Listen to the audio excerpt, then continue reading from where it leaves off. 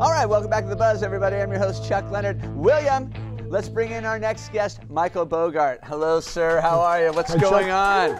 21st, look at that. You're getting hooting and hollering out there. The Christian guy, going to give me a complex. That's right. Now, what's going on? Let's stop that. I'm not going to ask you what's going on. I'm going to say something to you.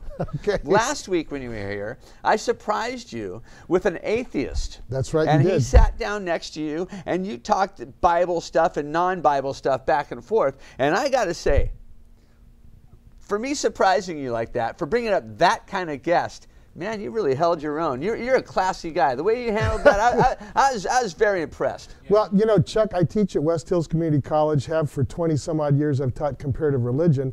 So I'm not exactly, I mean, I deal in religious issues all the time from all sorts of people. So I won't say it was old hat, but yeah, it was a bit of a surprise, I must say. But at the same time, I mean, you know. He was pretty well versed. He certainly knew his Bible. He did, yes. I have to admit that.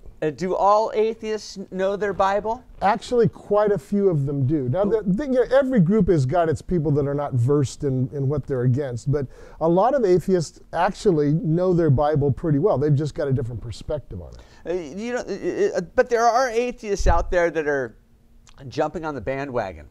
Oh, certainly, it's a trend now. In fact, it's a trend. I don't know if you've seen the polls, but you know, since 2007 to 2014, atheists, agnostics, and just people that say I'm not religious at all gained 7 percentage points of the population in the United States.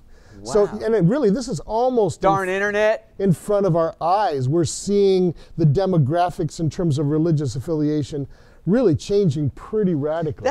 That's a pretty big percentage, really. 7%, so I'm looking at 7% thinking, a lot of those people raised in the church. Right. I think you've got two things going on here. For one thing, you've got an aging Christian population. So in 2007 to 2014, you've got some folks passing away that would have called themselves Christians. And or got 8 years older. Or got 8 years older, that's true. But you also have a lot of young people raised in church who are abandoning some kind of active Christian faith. They're not all becoming atheists, but they're just not plugging in. What the reasons they're doing that? Because they're let down in God?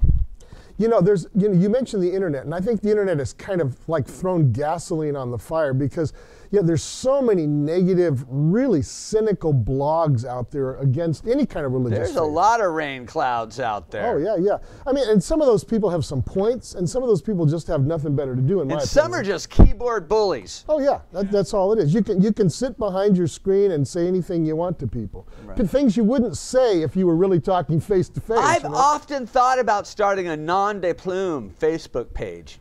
Yeah? And what would you do? Say those things that I wouldn't say on my other one. Want to say, yeah.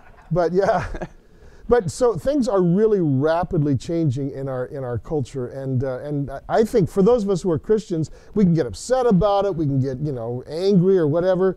But the fact is, we need to, if we're going to serious about trying to win some people back to Christian faith or to Christian faith, we need to start seriously asking ourselves some basic questions about what's effective in the 21st century. Well, we don't want to yell at them. We don't want to be like a Trump rally. Oh, no. We want to bring them over with love. Well, that's exactly right. And I think a lot of times, not all Christians are ranters or, say the harsh things.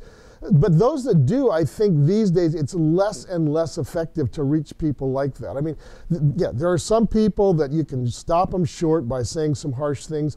But for the most part, that is counterproductive these days. Mm-hmm.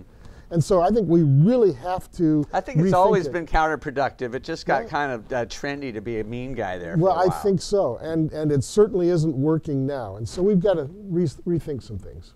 So that's kind of what my ministry is about, Aspect Ministries. Okay. Well, I'll tell you what, we're going to take a quick commercial break. When we come back, we're going to talk a little bit about Aspect Ministries, about 21st Century Faith, and about some of those DVDs that you have for sale. Absolutely. We're going to take a quick commercial break. We'll be right back. Stick around.